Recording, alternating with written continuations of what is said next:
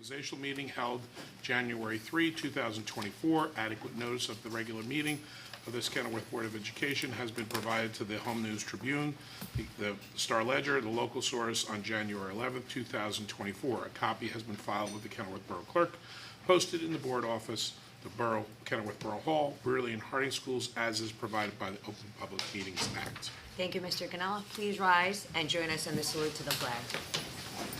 I pledge allegiance to the flag of the United States of America and to the republic for which it stands, one nation, under God, indivisible, with liberty and justice for all. Mr. Ganella, can we please have roll call? Yes. Biner. Here. David. Here. Drogan. Here. Ferrara. Here. Haberther. Here. Ladati. Here. Panici. Here. Tiers. Here. Zimmerman. Here. All present.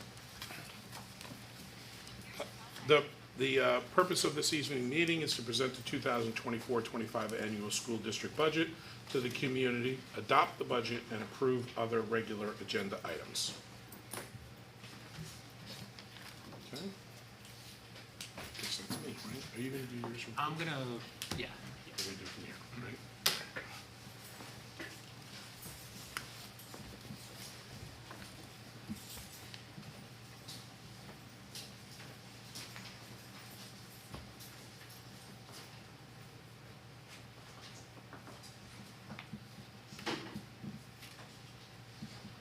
Good evening, everyone. This evening marks the culmination of extensive efforts as we finalize the 2024-25 annual school district budget for the Kenilworth School District.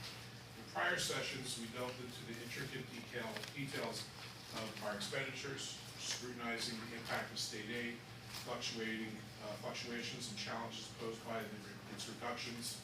We also reviewed the inclusion of construction projects associated with the 2022 referendum, as well as the use of capital reserve to offset the referendum tax levy. We also navigated the technical intricacies of the budget submission to the Executive County Superintendent. We meticulously analyzed revenues and reserves. Tonight, in compliance with the statutory obligations, we present the 2024-25 budget to our community, shedding light on its tax implications and anticipated hurdles we will face when shaping the 2025-26 budget.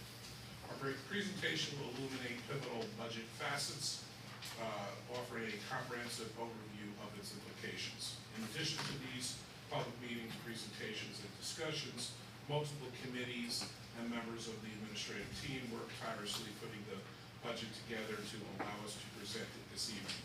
I would like to thank all those involved in the process, and especially Mr. Ladati and the Finance Committee for their time and commitment to the process. Before turning it over to Mr. Arlington, I want to express my gratitude to him for his leadership during these challenging past months as we navigated through this complex and difficult process. Mr. Arlington. Yeah, good evening, everybody. This year it seems impossible to quantify the time spent on the budget. Mr. Ganella, the district's leadership team, and the Finance and Facilities Committee have all been extra hard at work, thoughtfully thinking outside the box about how to withstand these cuts without taking away experiences and opportunities for kids. In the face of these challenges, it was more important than ever that we double down on our commitment to align our budget with our district and school goals. Therefore, these budget goals you'll see here tonight, next slide please, frame our district and school goals. They've been ideals to which we've anchored work reflective of evaluating and prioritizing budgetary requests and needs, continuing a path towards innovation, maintaining curriculum, athletic, arts programs, and co-curricular experiences, minding students' social and emotional needs, and upholding fiduciary responsibilities to the community. As Mr. Ganella constantly reminds us, the budget is a blueprint. If state aid or a portion of it is restored, which I'll talk about in a little bit, we'll revisit what can be layered back into the budget, thereby changing the outline of the blueprint. I know that community members have questions and concerns about whether state funding cuts will impact student programming, specifically in the area of music.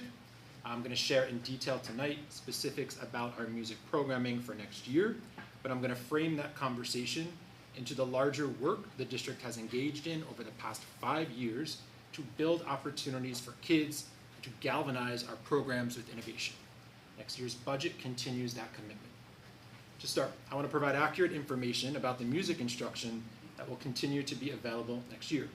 Of course, we can't publicly discuss specific teachers or personnel matters, and so if comments are shared about specific teachers or personnel, know that the board and I are limited with what we can say or respond to. So if you hear silence from behind the dais, it's not a sign of disrespect, it's being bound by law. Our focus now and always is on meeting students' academic, social, and emotional needs. Personnel and program growth over time. In recent years across the district, we've added several new positions in support of teachers and students, always with an aim to enhance achievement and provide every opportunity for kids. These positions include the following, but I should note that this is a sampling of highlights, not an exhaustive list of personnel and programs I've introduced into the district. First, an instructional coach to support teachers' professional development. A technology facilitator before COVID to maximize online educational resources in tandem with what I felt was the district's long overdue rollout of a one-to-one Chromebook initiative. An intervention teacher coordinator to support struggling students and better coordinate our intervention program. In recent years, we've also added special ed teachers. In response to student needs, we hired a full-time student assistance counselor to help support students instead of filling that role via a stipend position as we had in the past. Then we also added, I think last year, an English language learner teacher to work with our growing population of multi-language learners. We've added these positions in the face of significant financial constraints. Also note, despite a reconstitution of the leadership team, there's one fewer administrator today than there was a few years ago. Clarification about referendum funding versus our operational budget. I've heard from some community members via social media whether we are choosing between the arts and some of the underway referendum projects. To clarify again, the referendum funding stream is separate from the annual budget and provides state aid toward large-scale improvements. For our district, these included the addition to Brearley, including new science labs, HVAC work well underway, and improving the function of athletic facilities and auditoriums that benefit students and the community. Referendum funds can't be used towards staffing, but only for projects that voters approve. On the flip side, the annual budget must cover all regular operations, such as staffing and benefits, the biggest part of any school budget. Like all school districts in New Jersey, we depend on state funding to help pay for our annual expenses. In the face of $1.4 million of budget deficit, our commitment to our students and their whole child development remains unwavering. We've diligently worked to ensure that opportunities, including those in the arts, are still available for students. As we shared at a BOE meeting a few months ago, we're in the second year of a highly successful dance program, touching around 200 students. Many are taking advantage of this program, which promotes well-being and confidence. I'm sharing extensive background tonight because I want to dispel any misinformation about music programs that's circulated online for next year, including information posted via social media that I reviewed. I also wanted to underscore the importance of directly seeking the facts from the district or administration who are at the forefront of decision making. Now onto music. Harding's music program. This year, Harding has 2 certified music teachers. Next year, it will continue to have 2 certified music teachers. Students will continue to have access to general music and opportunities for instrumental music instruction as they do this year. Brearley's music program. This year, Brearley has 2 certified music teachers. Next year, we're slated to have 1 full-time and 1 part-time teacher for music. We'll have the same number of art teachers and the same number of dance teachers. This year, some of the music classes we offered included 7th grade musical theater cycle, a cycle of 7th grade musical theater, 8th grade chorus, high school chamber choir, theater appreciation 1 and 2, and concert choir. Next year, we're able to offer those same things absent a 7th grade musical theater cycle.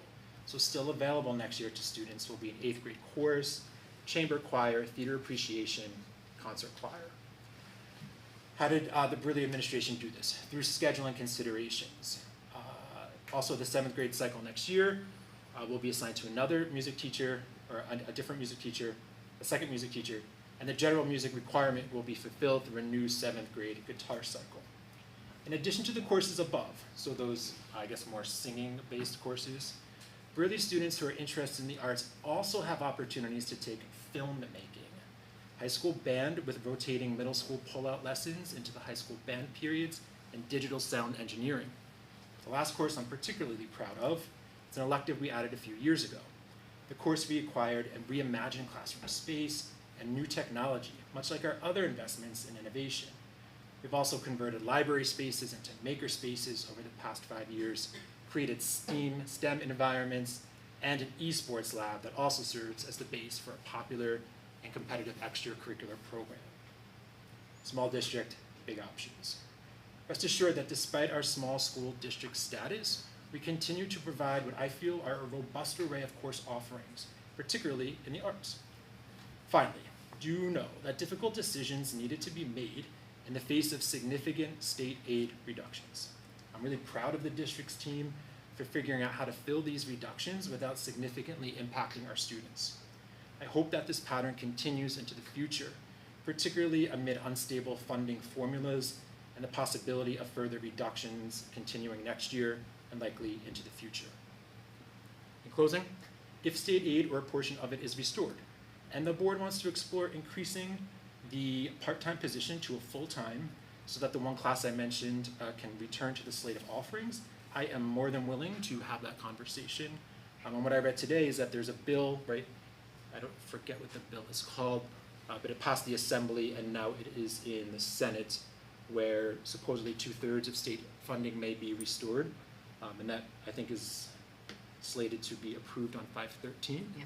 If that's the case and the board wants to reopen these conversations to see again what can be layered back in, I think that's a great idea and certainly willing to do that.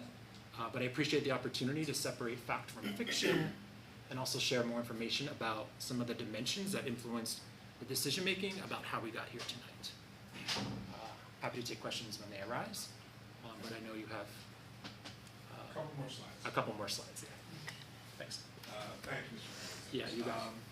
So now I'd like to get into the revenue and expenditure side of the budget. Obviously, some of the challenges Mr. Arlington referred to was, the most significant one was a loss of state aid of $1.6 million of equalization aid. We did receive an increase in choice aid, so the net result was $1.4 million of loss of aid. That's significant. I don't know how to really overemphasize how significant a $1.4 million loss in aid on a $37 million budget is. And to overcome that challenge, to not reduce programs or have a reduction in force, is significant. At our previous meetings, we discussed several of these concerns in depth. Every year we face challenges. This year, from a budgetary perspective, they were much more complex and difficult to overcome. I still remain concerned with the impact that the restrictive tax levy cap will have on programs in the not too dear distant future, the increased needs for extraordinary services, inflation, and decreased reserves. All are a concern moving forward. And finally, did I mention that we lost $1.6 million in equalization aid? So getting right into the expenditures, this overview illustrates our expenditures and the specific budget areas affected by the reduction in equalization aid. We employed zero-based budgeting to meticulously allocate resources according to our priorities. Under normal circumstances, we experience minor fluctuations between account lines. Some areas seeing increases, some decreases, and some maintaining flat funding from year to year. However, this year, the loss of aid has resulted in notable fluctuations, compelling us to address and adapt to the reduction, as you can see here by all the negatives, which are substantial on that list. Another way to look at the expenditures is to compare them without the prior year adjustments. Sometimes prior year adjustments do give a misleading picture of what's actually going on. So here you can see the impact of the loss of state aid had on phases 1 and 2, which were the primary areas where the loss of state aid was impacting us. You can see here the leadership team meetings, leadership team budgets are down about 10%, whereas salaries and staffing schedules, though it's an increase, it's a very small increase in comparison to what all the salaries that we have and the increases according to our collective bargaining agreement. Phase 3 challenges included property casualty insurance, out-of-district placements, debt service and energy costs. However, these increases can be deceiving in that the majority of this $1.75 million increase in phase 3 is directly attributed to the increase to debt service and the inclusion of the construction projects associated with the referendum. Without that, it would be almost a 0% increase in that category as well. The final way I'd like to look at expenditure side of the budget is to look at it programmatically. To summarize the expenditure side of the budget graphically, I like to use this to demonstrate where the money is going. Here you can see that Harding accounts for 22.57% of the budget, Burley 25.2% of the budget, special education 23.1%, interscholastic athletics 2.2%, undistributed programs 13.68%, and employee benefits and insurances 13.22% of the budget. Moving on to revenues, ensuring a balanced budget is imperative, with revenues matching expenditures as mandated by law. Here's an overview of our budget revenues, highlighting significant aspects we've previously addressed, such as the decrease in equalization aid. Additionally noteworthy is the 2% increase in the tax levy, which we'll delve into further shortly. Another notable aspect is the utilization of reserves and fund balances. The transfer of capital reserve to debt service aligns with the board's commitment during the referendum process to alleviate and delay the referendum's tax impact on the community. Overall, revenue has seen a decrease equal to what you saw on the expenditure side, primarily due to the accounting requirement that we discussed earlier involving the transfer of funds from capital reserve to debt service and the loss of state aid. Getting right into that loss of state aid, you can see that here where we've lost almost $1.7 million in equalization aid, but we gained $282,000 in choice aid. So a total decrease of $1.4 million in aid, or a reduction of 18% of our overall state aid. During the 2 budget presentations we held in March, we extensively examined the state aid formula. And by the way, the state gives us a very narrow window to develop the budget after the release of state aid figures. So we start the budget process in September and October, where we're accumulating and gathering information from our staff, who then funnel it to Mr. Arlington and I, and then we get into it with the administrators during the months of January and February. And then the governor releases his state aid at the end of February, and they basically give us 3 weeks once we got that information to that we lost the aid to totally revamp that budget. So it was a very short period of time when we had that opportunity.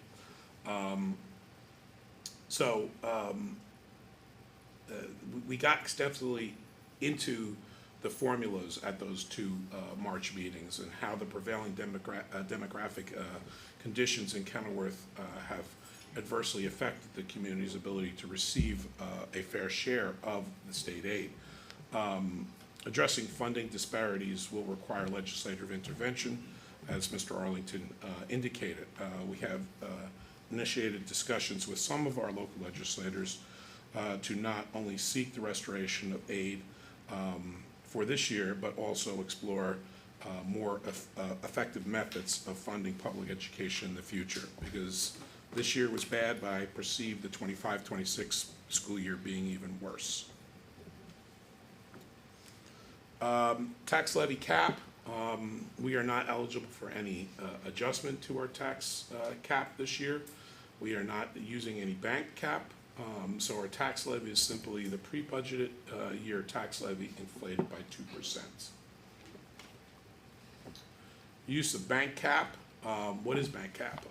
Bank cap is a method to allow school districts that has not been granted approval to exceed the tax levy cap by a separate proposal to bank the unused tax levy for use in any of the next 3 succeeding budget years. In accordance with code, a district can request the use of bank cap only after it has fully exhausted all eligible statutory spending authority in the budget year. Please note that we have generated very little bank cap in the past 3 years. Short of a monumental shift in how state aid is distributed, I do not anticipate we will be able to generate much bank cap for the foreseeable future. An important takeaway here, however, is that bank cap is not real money, but rather the district's authority to raise taxes above the initial tax levy cap calculation. It should not be confused with the next items that we're going to be discussing and reviewing, which is free balance, surplus, and the recapitulation of balances. Recapitulation of balances. There are several categories of balances that make up the recapitulation of balances, each category having a specific requirement for how they can be used, how they are accumulated, and what the maximum levels are. The first to review is unassigned and restricted balance. Our current proposals call for appropriating $1,761,266 to reduce the tax levy. Capital reserve, we will appropriate $1,210,000 for the various projects associated with the referendum. We are transferring $474,803 from capital reserve to debt service to pay for the FY25 debt payment for the referendum. In FY24, we appropriated $1,525,197 to reduce the debt service. These two payments conform with the board's original commitment to use $2 million of capital reserve to offset the impact of the referendum. You will also note that we are not anticipating using any maintenance reserve or emergency reserve in next year's budget, and we will be using $1,064 in debt service reserve, bringing that down to 0, which is required by law. So, to recap the use of reserves, over the years I've emphasized the necessity of reducing our reliance on using free balance to offset tax levies. Though I'd love to see this total number down to 0, the realities of our the past several years, the fluctuations in state aids and some of those other challenges that we talked about earlier have made it very difficult to do that. The truth is our ability to engage in true long-range budgetary budgeting or projections is hindered by the constant fluctuations of state aid and other budgetary factors beyond our control. Overutilizing reserves to lower the tax levy can distort the district's actual needs and have repercussions on tax cap, educational programs, and future taxpayers. Maintaining a delicate balance between the cap, tax levy, reserve usage, and educational programs is crucial. So how do we calculate that tax levy? You basically take the entire expenditure needs, which is $37,215,518, and you start deducting all the possible offsets that we have. So we talked about the appropriation of free balance. We talked about the withdrawal from reserves. There's tuition from our send-receive relationship with Winfield, miscellaneous revenues such as rental of facilities and interest on investments, state aid, federal aid, and finally debt service. So you take all those offsets totaling $14,473,821, and you deduct it from the total budget, and that's how you come up with your tax levy of $22,741,697. So what is the tax impact on the community on an average home assessed at $183,400? The current expense increase is reflective of that 2% cap that we just talked about on the total tax levy, or $104.83 increase. Debt service increase is in accordance with the schedule approved as part of the referendum back in 2022. The large dollar increase is due to the difference in the district's capital reserve contribution, going from $1,525,000 in FY24, this current year, to $475,000 in FY25, next year. There will again be an increase in FY26 when the district's reserve contribution goes from $475,000 down to zero.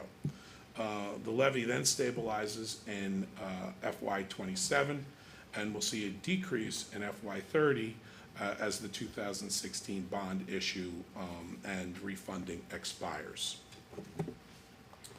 So what are our next steps? We'll adopt the budget this evening, submit the final version to the Department of Education and certify the taxes, formalize construction contracts and award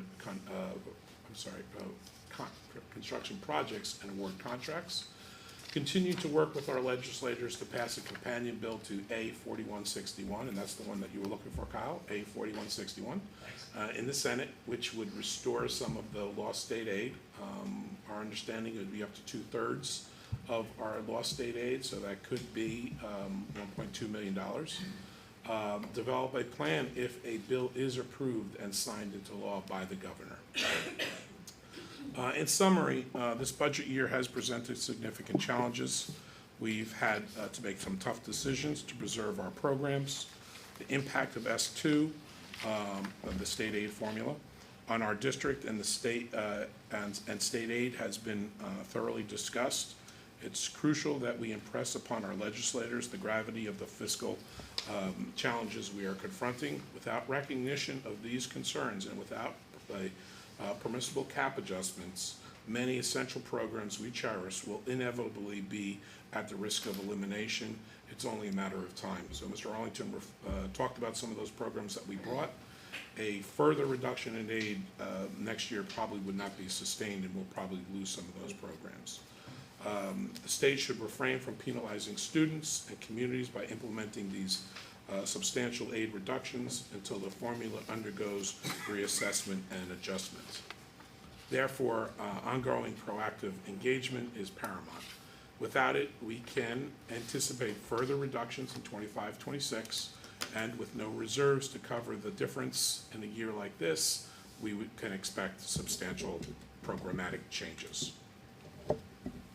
Are there any questions from the board members regarding the presentation this evening? This 8416, would it help for the general public to contact their legislators? Yes, especially, yeah. Generally, after the public speaks to Yeah. you guys will announce. Yeah, I mean, it's important that, my understanding is that Assemblyman Cryan, Senator Cryan is in support of the bill, but any encouragement from the community to encourage him to pass that would be encouraged. Okay. Thank you. Board members, any questions about this, about resolutions? Mr. Ganell and Mr. Arlington? No? Okay. At this point, we'd like to open up the meeting to the public. Can I please have a motion to open up the meeting to the Open public? to the public, I motion. Second? Motion made by Mrs. Drogan, seconded by Mr. Haberthor. All those in favor of opening the meeting to the public, please say aye. Aye. Opposed? Ayes have it, motion carries. Mr. Ganella? The public comment will now be accepted. The Board of Education sets the limit for the public to speak at the board meeting to 5 minutes per person, unless prior permission has been granted by the Board of Education to extend time pursuant to Board of Education Bylaw 0167. For the record, when you approach the podium, please state your name and address prior to making your comments. Welcome someone to the podium if there's any public comment this time.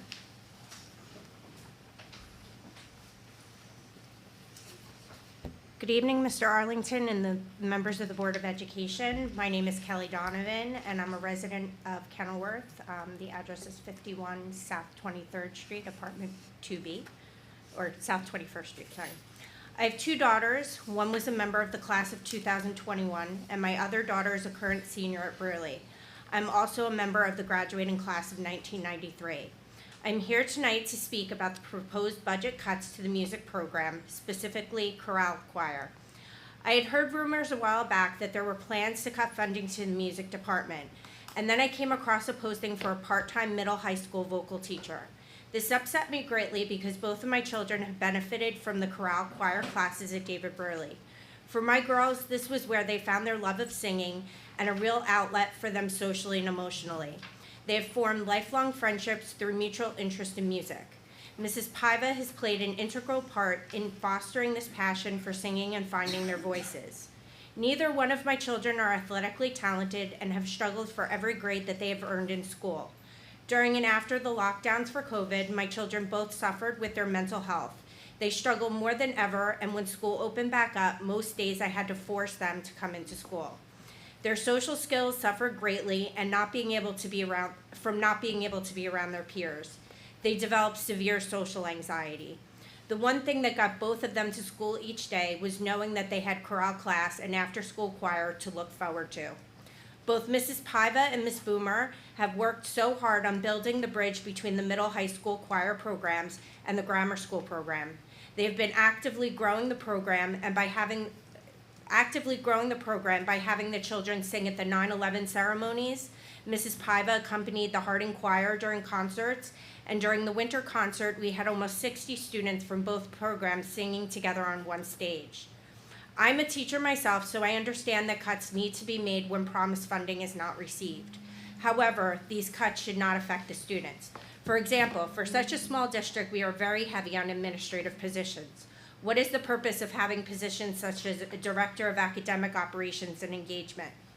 We are making all of these upgrades to our buildings and auditoriums, and I understand that that is separate funding. However, what's the purpose if there's not a program that promotes the love of arts and music to perform on these stages?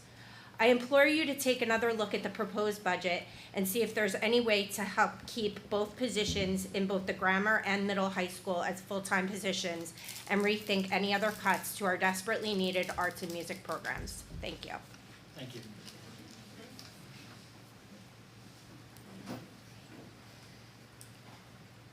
Anyone else? Comments?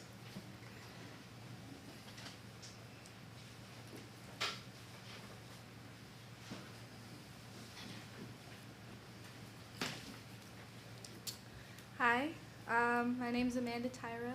I live in Union, 799 Hemlock Road. Okay, I'm here to speak on behalf of the choir as well. So, I'm a senior here at David Burley Middle and High School. Over the past 6 years, I've had the pleasure to be in Ms. Paiva's choir. I came here in 7th grade from Union after taking the Academy Student Test. Choir was the first group I joined at this school, and instantly I was brought in and treated as part of the choir family, even though I knew no one. High schoolers were teaching me what they knew, and Ms. Paiva helped me gain better control of my voice. Since then, I have felt at home with these choir rehearsals, excited walking into school at 7:45 in the morning to go sing with the choir first period, and I am not a morning person. This is all thanks to Ms. Paiva, a teacher who makes me want to get up in the morning. She has this impact on countless other students as well. In the academy class, 44% of the kids are involved in the arts, whether that be band, choir, or the musical. In the AP classes, for example, AP Literature and Composition, 45% of the students are involved in band, choir, or the musical, or art overall.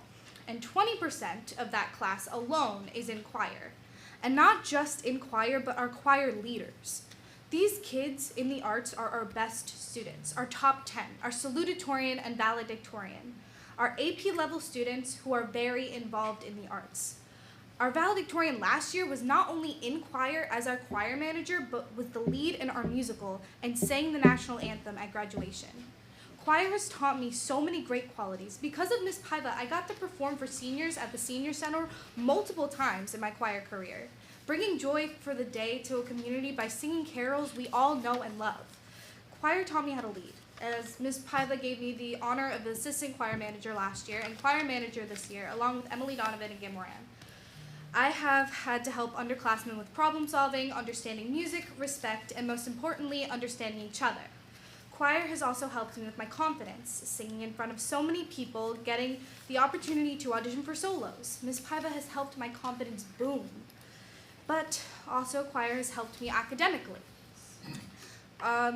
Choir gave me the motivation I needed to work harder in classes. Music was the key for me to understand work. I remember making little jingles about my lessons, trying to understand my classes. I'll never forget how many jingles I had to make for AP Biology right before that exam. Ms. Paiva is also a great ear when you need someone to just listen. Sometimes that's all you need. And Ms. Paiva has been there for me to get through many anxious-filled times. She gave me the push I needed to keep pushing myself. And it got me where I am today, which I believe is a very successful student academically and student of the arts. If we cut our program down to part-time, students won't have that connection to really help them for the long run and feel connected to our choir. Students may also not have the chance to make that connection with teachers like Ms. Paiva, where she has helped me through so many emotional struggles, more times than I can count, which is a shame for younger kids that won't have that connection to fall back on when they need someone to talk to. A part-time teacher won't be connected to the school long enough, nor have the time to make the connection with these kids as Ms. Paiva has done these past 7 years. At the end of the day, all these famous people we know, Elvis, Whitney Houston, Anne Hathaway, even our former president Barack Obama, were all involved in choir. Choir was very important to them in their career, and we could have the future Elvis or Whitney Houston right in our small little town of Kenilworth. And it would be such a shame to cut such a largely important part of someone's growth into their future. Thank you. Thank you. What choir, Amanda, right? Yeah. Good job. And what choir did you say you were in this year? I am in the after-school choir and chamber choir. Gotcha.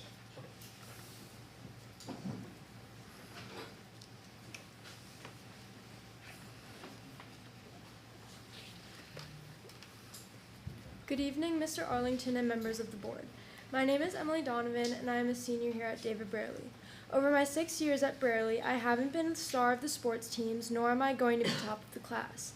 But what I have seen is truly something so much greater than any of that. I have seen the love and dedication that Miss Paiva has for music, and through this I have grown a love for choir and music that words could never sum up.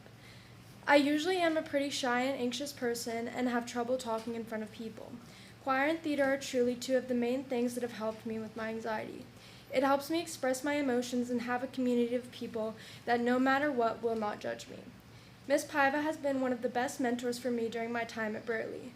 It is so important to have a full-time music teacher at Brearley here. No matter what time of the day it is, she is here to help us. She accommodates to our schedules with work and practices, and she lets us come before school and after school and during lunch anytime we need to go over songs. This is a valuable time that is lost if we don't have a full-time teacher here. Over my years of knowing and being taught by Miss Paiva, she has made an impact on every single student she has helped. She is always willing to go over and over and over again on things to make sure that you are 100% confident in yourself because she wants you to succeed and feel confident in what you are doing. She is always there to talk and listen no matter what, even if she has a million other things going on. She makes her class a judgment-free zone. No matter how many times you make a mistake, you are never going to be made fun of. She always listens to her students' opinions and does what's best for them. If we don't like a song we are doing, she will change it and always takes feedback for what we want to do. If we don't feel comfortable, she will always go above and beyond to make sure her students feel better and confident. These are things that might be lost if we get rid of the full-time music position.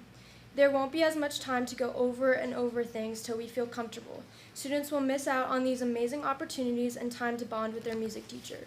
Students who feel like they don't belong might not be able to find this outlet and feel like they have an escape anytime they want.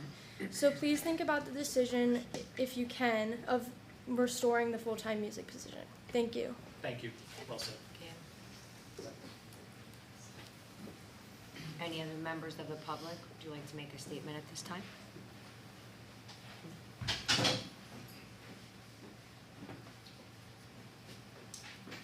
Hello, my name is Connor Wyrick. I live at 44 North 13th Street here in Kenilworth.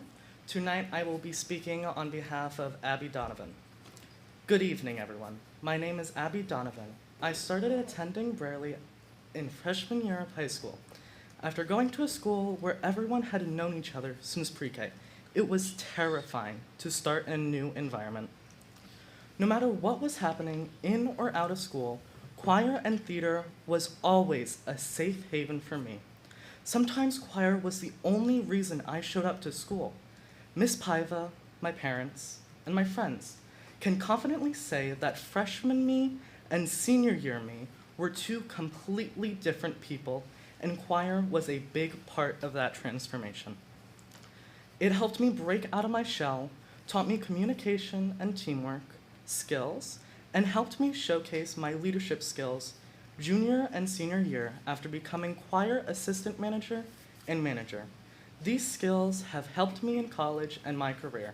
If you cut funding towards the music department, you will rob students like me who were not athletically involved of the growth of their skills and creativity that will help them in their college experiences, future careers, and the real world. I hope you keep this in mind when making your decision, and I thank you for your time.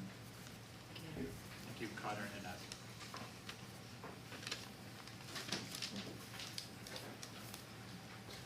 How you doing? Andy Rivera, 18 Epping Drive. I'll be short. Moving forward, when you make these considerations about budget cuts and things, it doesn't take much to go find studies that show the benefits of having arts and music, in education. I myself work in the music industry. I'm a DJ. I'm a music producer.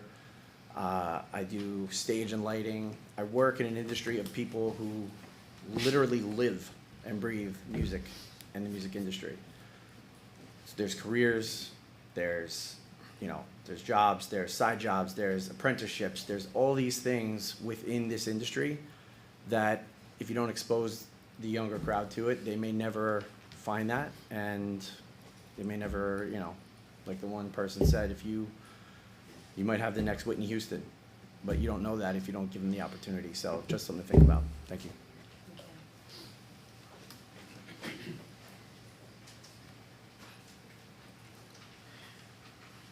Hi, I'm Caroline. I live at 86 Pembroke Drive in Kenilworth, and tonight I will be reading on the behalf of Faith Lobo, class of 2022. Choir at David Braley was what broke me out of my shell as a new transfer student freshman year. I had always loved everything relating to theater and singing, but lost my passion for a bit, and realizing there was a community, as small as it was, in this new environment helped me open up in so many ways. I met some of the best people who I've been friends with for 5+ years, and all thanks to this amazing and welcoming program. Theater and choir at Braley, the students and professors involved, helped me reinstate this love that I had and made me realize art and singing was something that I wanted to do for the rest of my life. By cutting funding towards this, many people will lose out of the same experience I had, an environment where you feel like you can be yourself, where you can meet people that will be with you for a lifetime, a stepping stone into something greater, a discovery of a passion you never knew you could have. I urge you to make a smart decision in realizing that in our current society, art and music is something that is slowly losing power in many schools, and even in small ways, such as helping maintain it in this one. So much can be done to help students' creativity to be kept alive. Thank you. Thanks, Karen.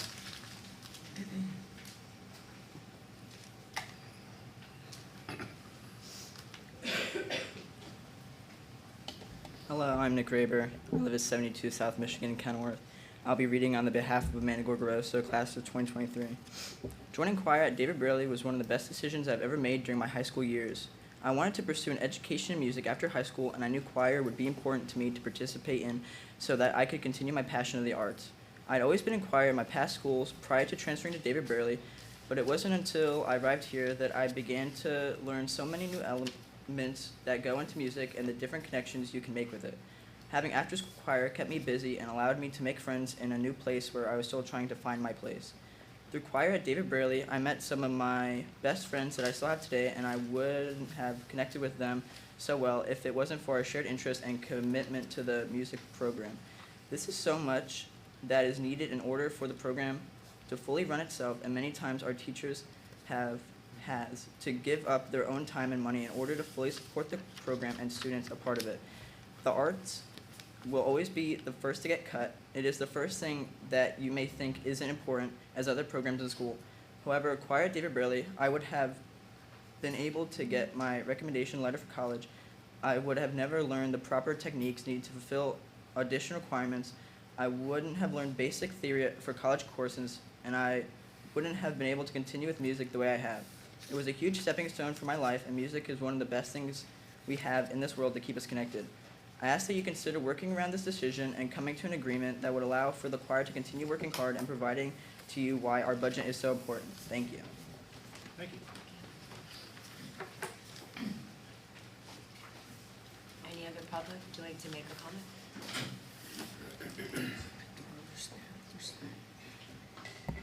Good evening. My name is Alessandra Benaki. I live at 8 North 9th Street in Kenilworth. I'm a parent of a Brearley 9th grader and a Harding 5th grader. I'm here tonight because I'm very concerned about the budget cuts being proposed. Is there anything as taxpayers and parents that we can do, which I appreciate that you answered this question, obviously, after I wrote this, because we'd be happy to put that word out there to put pressure on the state officials to get the funding back. I understand cuts may need to be made, but they should not be made to the people who directly interact with our children. Our teachers are the heart of our schools, and it is the teachers who directly impact our children's learning. Again, this was written before some of the information tonight. The potential loss of a music program is extremely upsetting. I am really happy to hear that you are open to those two positions being full-time again. I know you're hearing a lot about Mrs. Paiva, and deservedly so.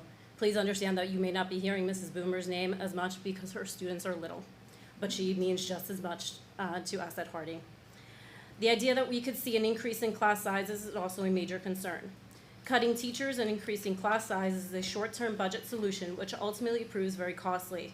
Reduced class sizes, especially at the early elementary level, where we should help to identify early student learning needs before they require more costly interventions services later. Again, I understand cuts may need to be made, but they should not be at such a detriment to our children. So I do have a question as far as, I know the one full-time position at the high school being potentially a part-time position. And differentiating fact from fiction, so I'd like to hear the fact, are there other teachers being cut? Is there a reduction in the number of staff members and actual teachers in the classroom? Because that idea of class sizes increasing at the elementary school is a huge concern. So there's no reduction in force from Okay. full-time teacher to no teacher. Okay, There are positions that won't be replaced as a result of attrition, right? Retirements, Okay. resignations, or non-renewals based on performance.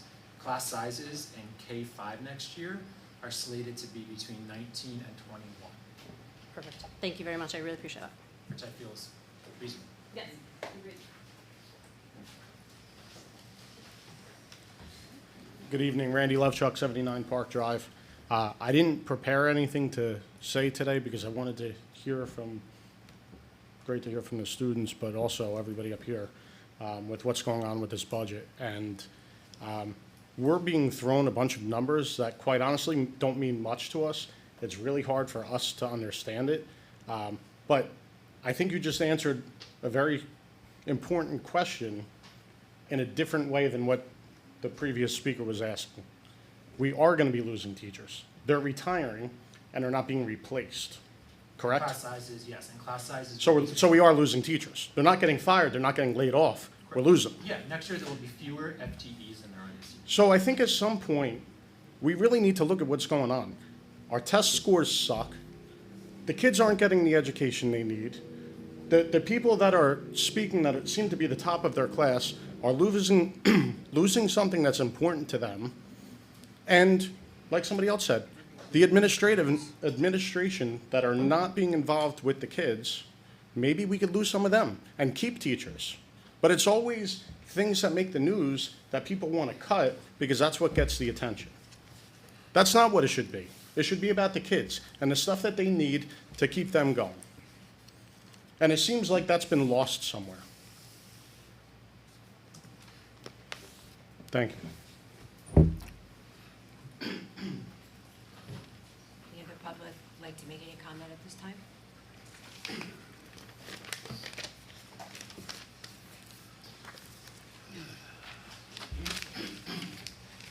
Good evening, John Hartman, 72 South Michigan Avenue.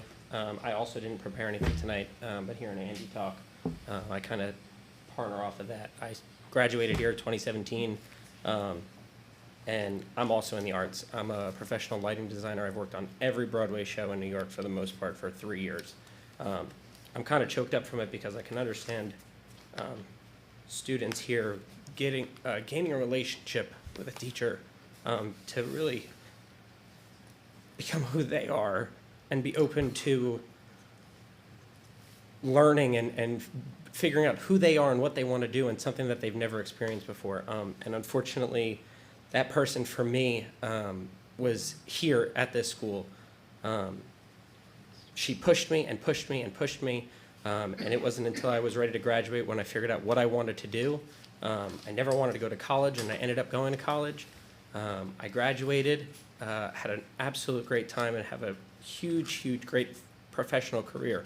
But I want to stress how important it is for students like this to stand up here and say, you know, that a teacher like Ms. Paiva, to be as important to them, it's very imperative, because you don't realize how important somebody is until they're not here anymore. And that person, for me, who was a teacher at this school, is not here anymore. It's very big to cut the arts. And like, as somebody else was saying, that it's the first thing to go. It really is the first thing to always go. It's not a sport. It's not, you know, maybe an educative class in terms of, you know, something that we see as a profession. But like Andy said, it is. It's a profession. These are things that you don't realize you want to do. These are things that you don't realize what it's about. But some of these kids who have a hard time coming to school every day, Ms. Paiva is that one teacher who might be able to make it easier for them to come here and open up and be who they are. So really, I think if we can rethink what those budget cuts are doing in terms of in the arts and to specific students, you know, I'm not saying to change it to a different area where then those students are suffering, but I mean, the students can't suffer. I suffered for a long time with the same thing that these students did, and it wasn't until I was graduating when I found who I was, and I thank that teacher from the bottom of my heart. And I just wish that she was able to be here today to see what I've done. And I know that I'm sure Ms. Paiva feels the same way about her students, to be a part of their everyday life, to see what they're doing in school and out of school, and that if they do create a professional career out of it, as some of the students talked for students who were not able to be here tonight, I think it means a lot that people are willing to speak on behalf of their time here and what it was able to do for them in their future. So please, like, it is such a big part. Like I said, I stick with Andy behind it. I was not planning on speaking tonight, but I come from this school, and I learned my theater life and music life right here in this building. So to hear that it, you know, can potentially be going away completely in the future, or even just a little bit now, I would really appreciate it, as much as I'm sure the residents and students would, to rethink that and figure out what the best plan could be. Thank you.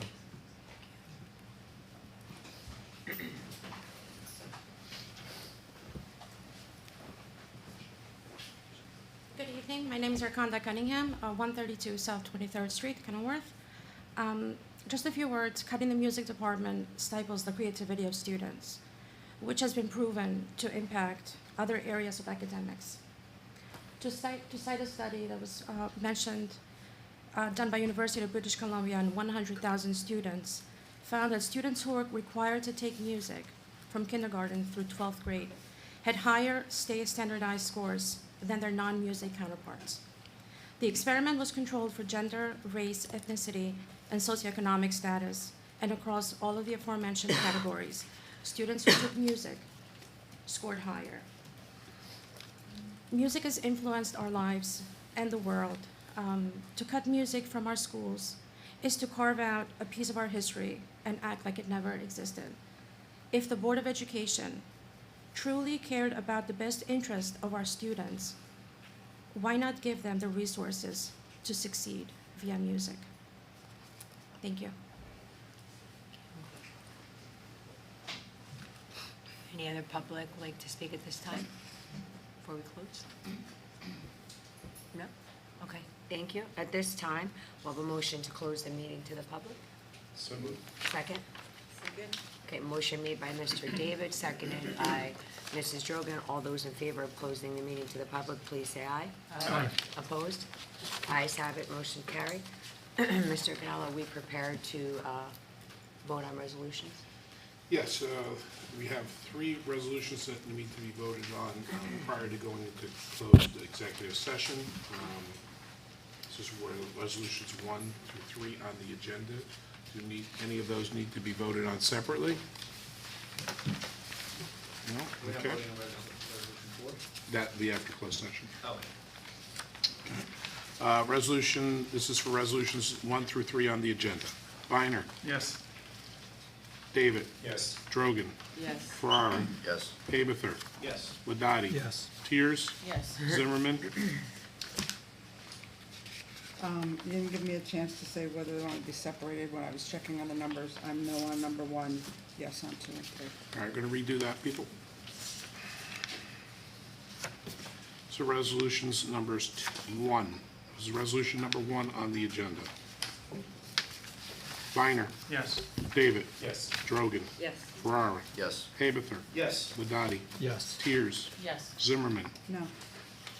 Panici. Yes. Motion carries 8-1. This is resolutions 2 and 3 on the agenda. Biner. Yes. David. Yes. Drogan. Yes. Ferrara. Yes. Haberthur. Yes. Wadati. Yes. Tears. Yes. Zimmerman. Yes. Panici. Yes. Motion carry unanimously. Okay. Mr. Canelo, is there a need to go into? Yes, yes, there Closed is. executive session? Okay. Can I please have a motion to go into closed session? Motion to close. Second, okay. Motion made by Mrs. Drogan, seconded by Mr. Haberthur. All those in favor of going to closed session, please say aye. Aye. Opposed? Ayes have it, motion is carried. Mr. Canelo? Okay, be it resolved, the Board of Education meet in private session from which the public shall be excluded to discuss the topics of negotiations, KEA, PSA, and SBA annual contract, and personnel employee number 0375, which private discussion is being held pursuant to Section 7B and 8 of the Open Public Meetings Act. The matters under discussion will be disclosed to the public as soon as final decisions are made and voted upon. Thank you. Okay, Biner? Yes. David? Yes. Drogan? Yes. Ferrara? Yes. Haberthur? Yes. Wadati? Yes. Tears? Yes. Zimmerman? Yes. Panici? Yes. Okay. This will conclude the live stream for this evening. We will be returning later on to possibly vote on an additional resolution that is on this evening's agenda, but that will not be a live stream because we will be in closed session for a little while. Thank you. Thank you Have a for good evening. coming. Thank you for your comments.